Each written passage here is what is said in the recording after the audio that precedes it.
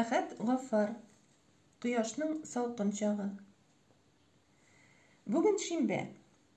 Атна буе эшләп арыгач, табигатьтә бер шиметем генә булса да ял итеп алырга теләп, Әсфан белән Хәдичә шәһәрдән 30-40 чакрымдагы кечкенә күл буена килеп чыктылар.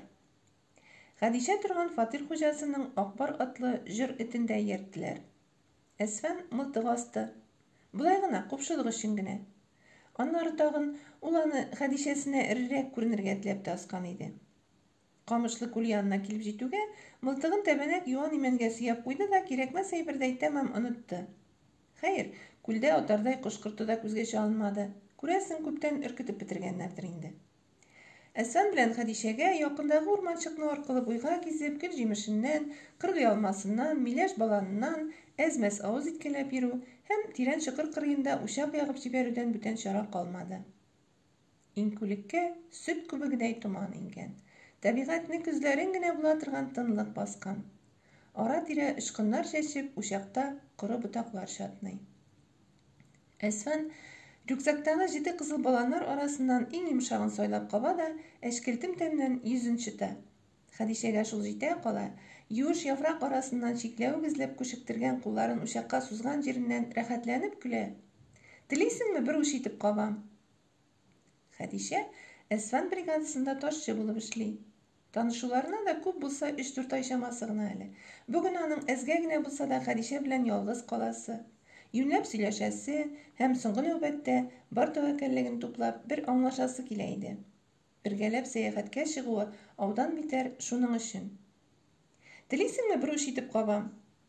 Тешләрен кашан алмасыннан болай да камашып беткәндер. Балан да капсаң үләсең. Куркыттың, үлсәм күмәрсең, шушы имән төбенә.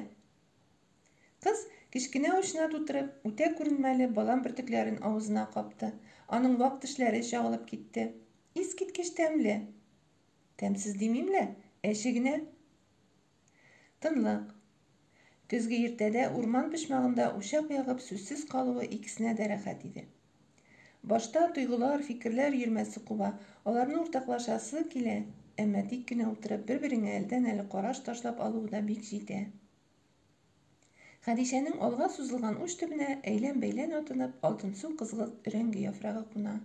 Ул куана, яфракка соклана. Урак өстеннән калган карабыдай саламы өеменә чалкан яткан Әсфанның баш очында зәңгәрсу күк гөмбәзе. Хәдичә аның күзендә биек-биек ташкан самолет чагылышын күреп ала. Торна кычкырганы ишетелә. Хәсрәт аучы, үрдәксез кайтсак, дус ишләргә ни диярбез? Тыңла әле, Хәдичә, ишетәсеңме? Торыйк диләр. Китмик, торыйк диләр. Аңлыйсыңмы? Чыннан да, торналар, берәү, икәү, өчәү. Санама, таркатасың иш. Күзе белән торналарны күмелгәнче озатып калгач, Әсфан Хәдичәгә таба борылды.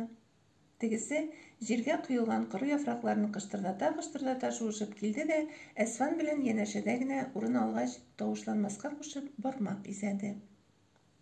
Бер мәлгә Әсфан күз алдына су дулкыны килгәндәй булды. Малай чактагыча шул дулкынга каршы йөгерәсе, аның салкын кочагында югаласы килеп китте. Шибәр икән шул Хәдичә, бик шибәр. Кара әле, Әсфан, кыр казлары, дип пышылдады кыз чокырның аръягына ишарәләп. 25-30 адымдагы салам искерте янына 2 кыр казы килеп кунды. Хәдичә үрелеп мылтык алды да Әсфанга сузды. Әсфан аны күз ачып йомганчы корып куйды. Ипләп ятты да, ашыкмый гына казларга төбәде. Уңдагысы нинди дәү! Сылу капкан Хәдичә нәзек билле гәүдәсе белән аңа йылышарак төште.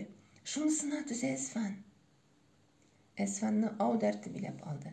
Мушкадан казлар якынайып, зурайып күренә.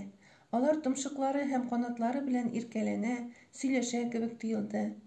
Кешеләр шикелле серләшәләрдер әле. Кем белә? Матурлар, дип сокланды Әсфан, горурлар.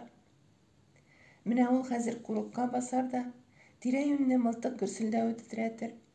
Һавада исән калган ялгыз каз гына сызланып кычкырыр. Тукта, шулай итеп үзеңә, Хәдичәгә, табигать тынлыгына, яшәешкә атсалар. Әсфан мылтыгын Хәдичә белән ике арага төшерде. Кул бармый, жәл. Бу нинди әкәмәтең тагы дигән төсле тегесе Әсфанга текәлде. Ә ул сигаретын кабызырга иелде. Тынлыкны шелпәрәмә китереп, мылтык гөрселдәде. Башын кәкре аякларына куеп яткан Акбар читкә сикерде. Куаклардан тырылдап, шыпшык, песнәк көтү күтәрелде. Әсфан йолкына-тузгына күккә томырылган ялгыз казны шәйләп алды.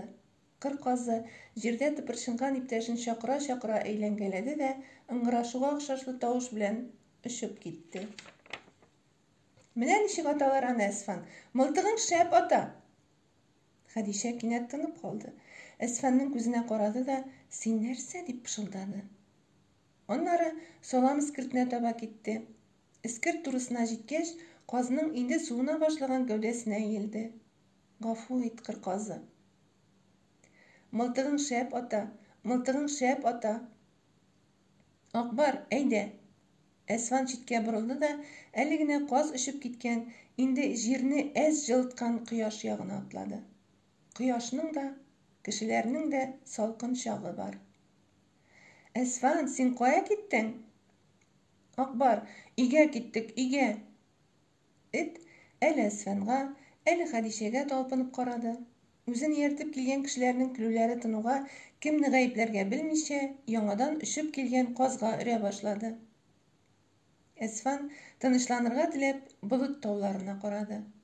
Алар Хәдичәнең йөзе кебек ачык, якты. Аның болытларга кагыласы килде. Ләкин алар ерак иде.